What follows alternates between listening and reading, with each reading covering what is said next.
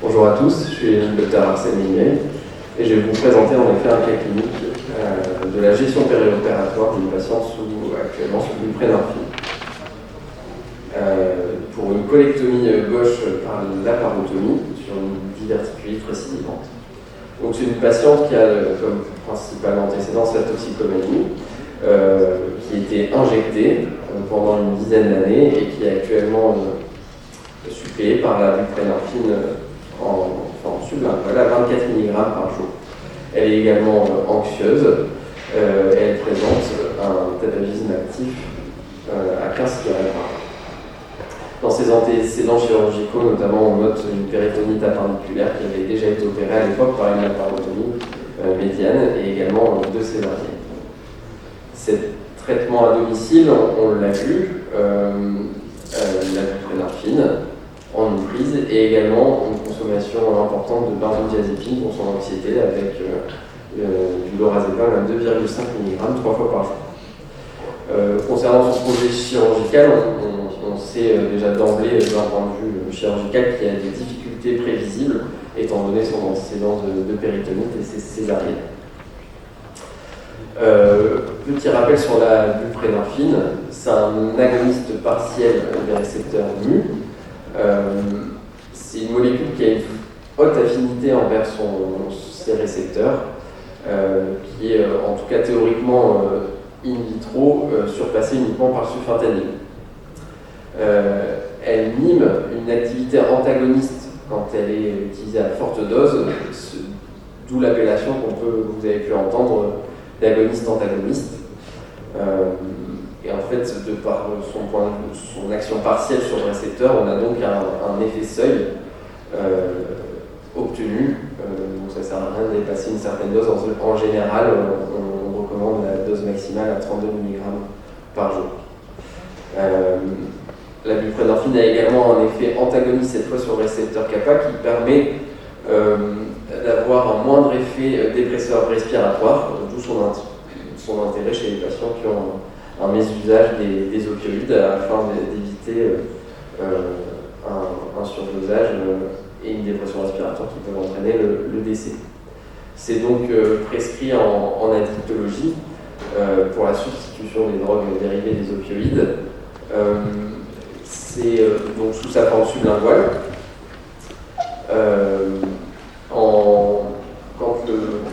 Donc uniquement sublingual, si on l'ingère avec le premier passage hépatique, on a quasiment plus rien de résiduel dans le sang.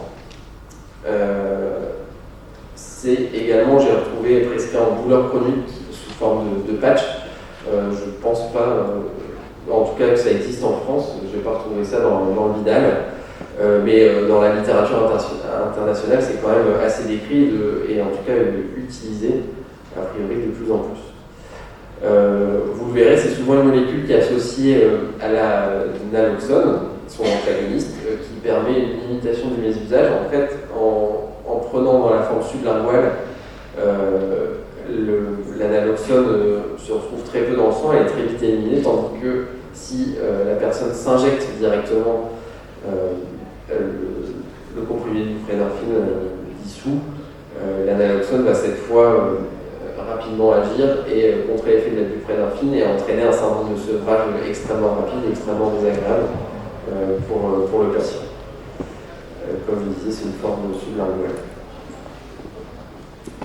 Les problématiques du coup chez cette patiente, c'est donc bien évidemment, et on va s'attarder principalement là-dessus, la gestion de la buprenorphine en périopératoire et également la gestion de la douleur périopératoire. Et également, et c'est important chez ces personnes-là, car les coaddictions sont très, très importantes. Donc chez elles, le tabac et les benzodiazépines. Il faut savoir que les coaddictions, enfin en tout cas les autres addictions présentes, sont un facteur de risque de mésusage des opioïdes. Également, on va le voir rapidement à la fin, des risques de complications post-opératoires. Et ensuite, et là on va passer très rapidement là-dessus, la gestion des abords veineux, c'est une toxicomanie injectée. On a donc une difficulté des abords veineux, à savoir que de ce que j'ai retenu de mon expérience en prison, en stage bien sûr, c'est que toutes les drogues peuvent se fumer, s'inhaler et s'injecter. De manière résumée. Mais là, chez ces patients, c'est injecté. Du coup, la gestion de la buprénorphine. Que faire de la buprénorphine chez cette patiente en préopératoire? On est sur une chirurgie programmée, du coup, on a le temps d'anticiper ça. Soit arrêter la buprénorphine sans réaliser de relais, arrêter la buprénorphine mais de manière systématique prévoir un relais, poursuivre cette buprénorphine mais cette fois une dose moins importante, on va voir après pourquoi on se pose ces questions-là, ou poursuivre la buprénorphine à la même dose. Je vous laisse réfléchir un petit peu. Non, vous ne pouvez pas vous tromper. Voilà ce que j'ai retrouvé dans la littérature, c'est que tout existe, tout est recommandé. Alors, il y a des... on va rentrer un petit peu plus dans le détail, mais du coup, avec ça, on est quand même bien avancé. Pourquoi, si on prend les recommandations qui recommandent d'arrêter avec ou sans relais systématique, donc en général, ça tout le monde est assez d'accord, étant donné la demi-vie plus longue de la buprénorphine estimée à 24-48 heures, il conseille d'arrêter 72 heures avant la chirurgie, principalement si des douleurs sont attendues importantes. On retrouve soit des études qui ne recommandent pas forcément de relais, ou un relais, et ça c'est quand même plus souvent proposer un relais avec de la méthadone, avec un ratio de 1 pour 5, 1 de buprénorphine pour 5 de méthadone. Le relais n'est pas évident à faire, on arrête la buprénorphine 72 heures avant, et on va introduire la méthadone avec un objectif à 5 fois la dose de buprénorphine, mais la méthadone, il faut la titrer. C'est donc pas évident, il faut commencer en général à 40 mg, puis toutes les 2 heures reproposer de la méthadone afin d'arriver à la cible a priori prévue ou à un soulagement de la symptomatologie de sevrage, ce qui du coup requiert une hospitalisation préopératoire de 3 jours. Ou relayer la buprénorphine par des opioïdes de courte durée d'action, comme principalement ce qu'on utilise chez nous, la morphine. J'ai essayé de trouver des tableaux d'équi analgésie entre la buprénorphine sublinguale et la méthadone IV ou Péros. Honnêtement, c'est pas évident, j'ai trouvé des choses discordantes. Et là aussi, en fait, il faut titrer la morphine. On a donc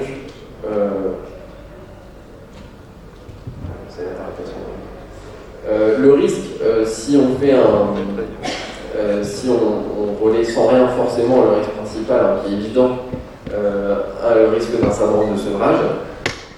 Et pour les relais avec la méthadone, des difficultés d'adaptation, forcément en préopératoire, et il faut savoir bien manier ces molécules-là et ces patients-là pour pouvoir utiliser ces méthodes-là.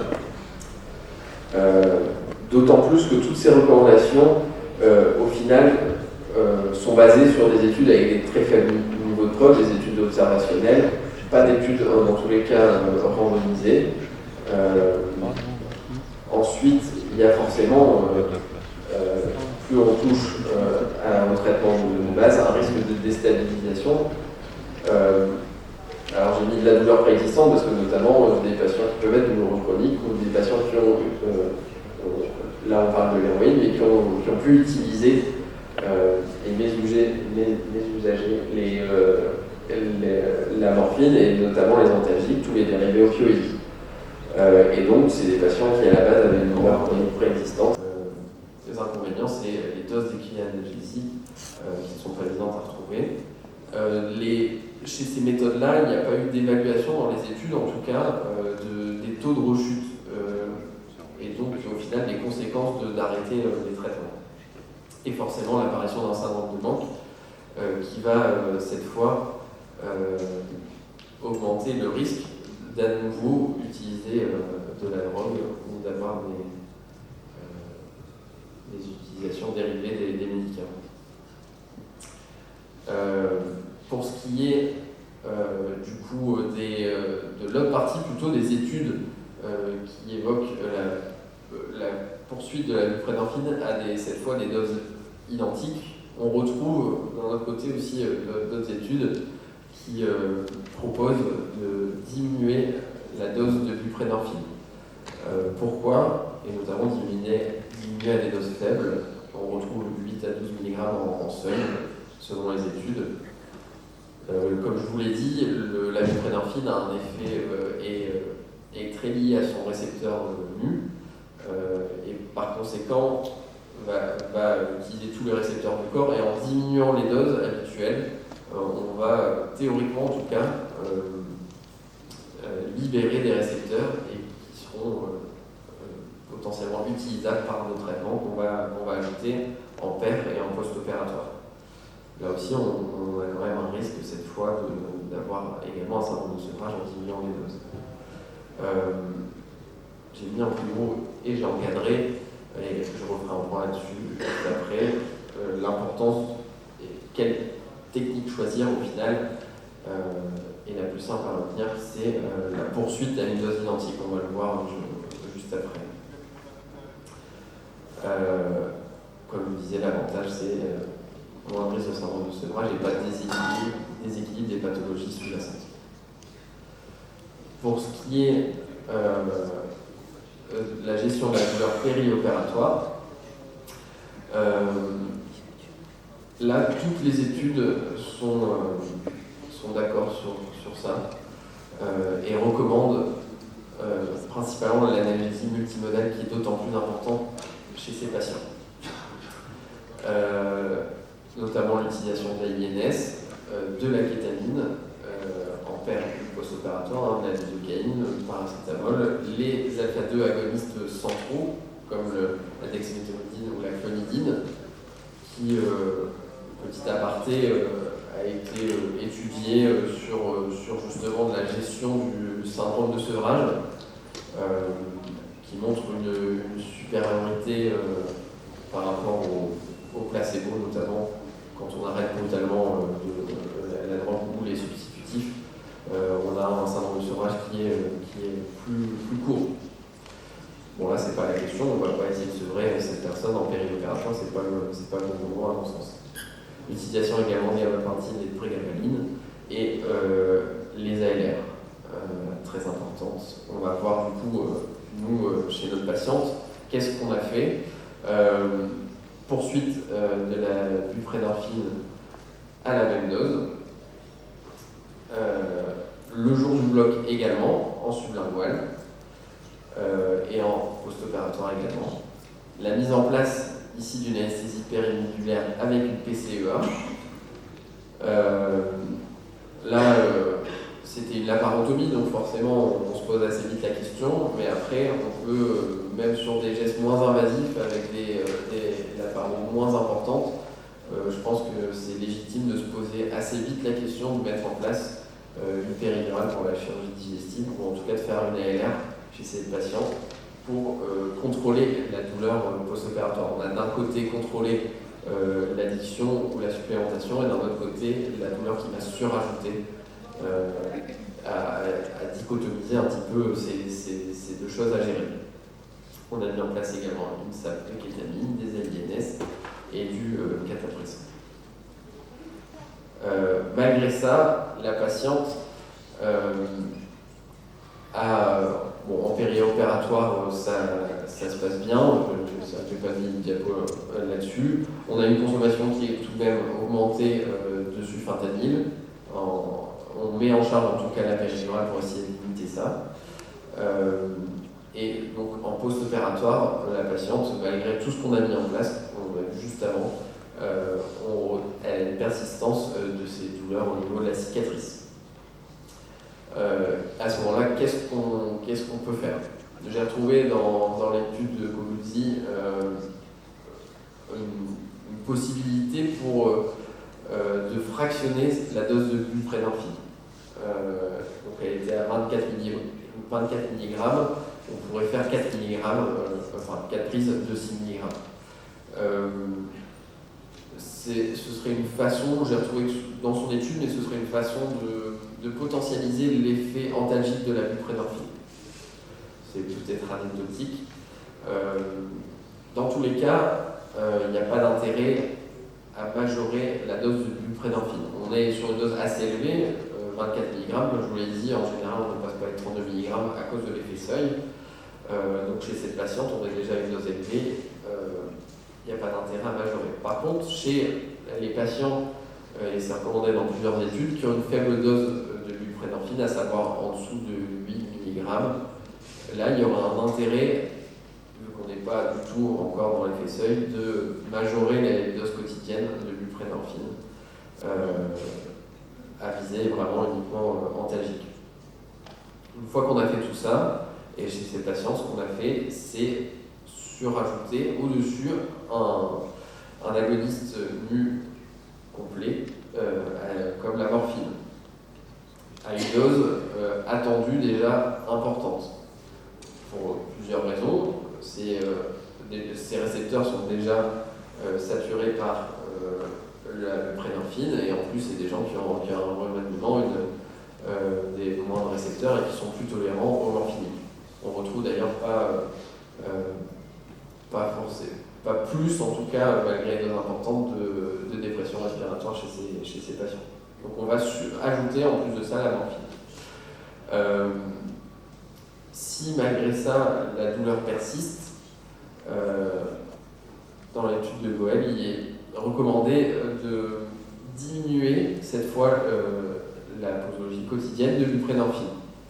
En tout cas, l'idée, c'est de libérer les récepteurs mu. Et là, le problème, on commence à faire un petit peu des mélanges. Et l'idée, en libérant les récepteurs mu, c'est qu'ils soient plus disponibles pour la morphine. On retrouve l'idée préopératoire de diminuer les doses de buprenorphine, c'est le même principe. Le souci, c'est qu'en diminuant les doses, forcément, la morphine va agir plus. Et là, on a cette fois plus de risque d'avoir une dépression respiratoire. Et donc, faire ça, il est conseillé de faire ça sous surveillance scopée.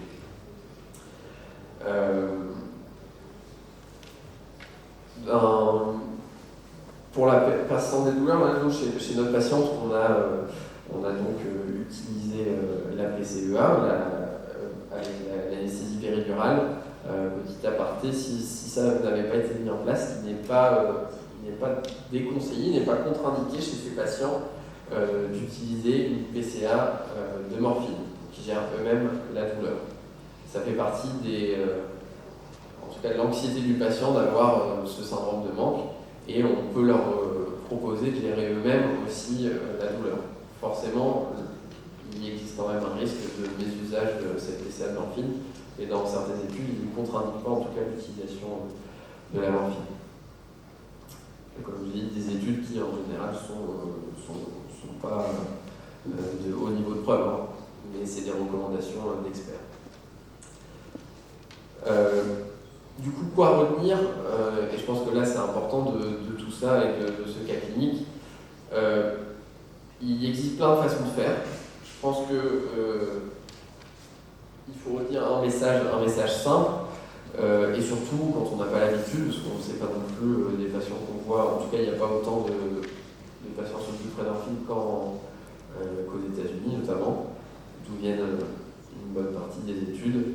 Je pense que ce qui est recommandé dans l'étude de Goel, qui a fait une revue de la littérature de tout ce qui existe, qui au final montre qu'il n'y a pas beaucoup de preuves dans tout ça, le plus simple à manier, le plus simple à retenir, c'est de poursuivre la buprenorphine, et là, quelle que soit la dose, quelle que soit la chirurgie, donc à risque d'être douloureuse ou non, et du coup, quelle que soit la douleur attendue. Je pense que ça, c'est un message simple à retenir. Leur donner également le jour du bloc opératoire favoriser l'importance du coup capitale de l'analgésie multimodale chez ces patients-là, avec dès que possible l'ALR et tous les co-analgésiques. Si on l'a vu, si une douleur persiste, ajouter de la morphine d'emblée à votre dose, ou sans contre-indication, en tout cas formelle de la PCA. Et ensuite, si malgré tout ça, une persistance des douleurs, diminuer la buprenorphine, mais attention, sous surveillance scopée. Dans cette étude, il recommande du coup après de retourner à l'état basal et de faire sortir le patient sous buprenorphine, qui normalement ne va pas arrêter. Et si besoin, tout de même, c'est peut-être un peu plus si je peux me permettre, mais associer en plus de la morphine, cette fois à une durée limitée, avec une prescription limitée pour justement éviter le mésusage une fois de retour à la maison. Rapidement, mais c'est important, la gestion des addictions associées, donc là notamment les benzodiazépines, qu'il ne faut pas oublier de prescrire, et en tout cas, vu que la voie Péros en post-mucolectomie n'est pas certaine, avoir un relais éligé notamment par diazépam. Et ensuite le dépistage des complications post-opératoires.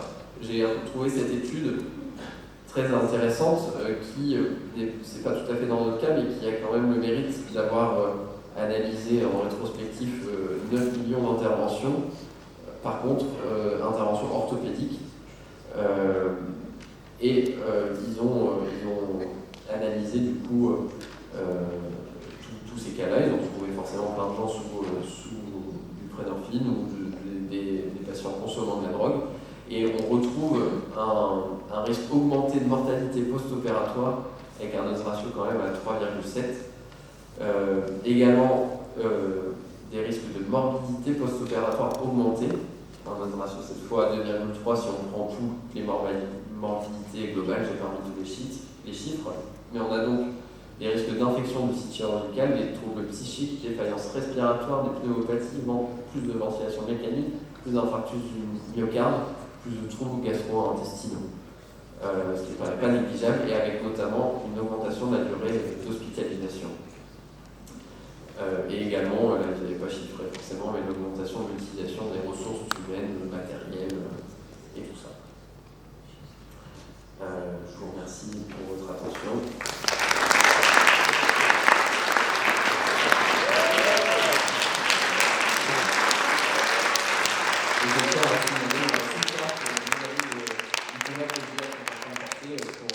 Notamment leur statut d'auxiliaire médical en pratique avancée.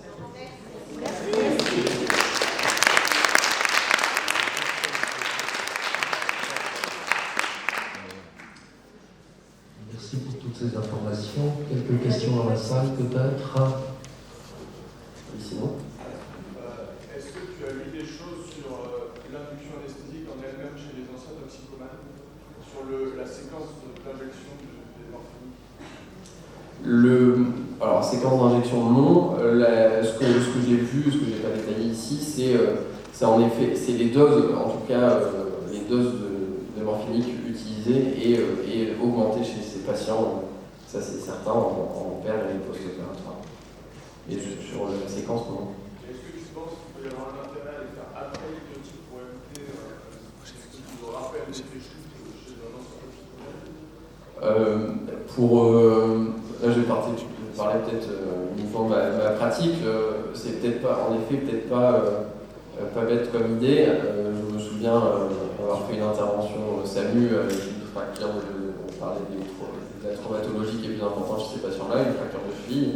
Et en effet, quand on a, alors là, c'était même la kétamine et la morphine, mais c'est à ce moment-là que le mec nous a avoué qu'il était toxico après avoir fait un soupir de bonheur. Du coup, ouais, je pense que ça peut être en effet important et surtout que c'est assez facile de échelonner et d'éviter l'effet shoot qui, chez les patients qui ne sont pas forcément équilibrés ou mal équilibrés, donc d'avoir ça, ouais, c'est une bonne idée, c'est une bonne chose. D'autres questions?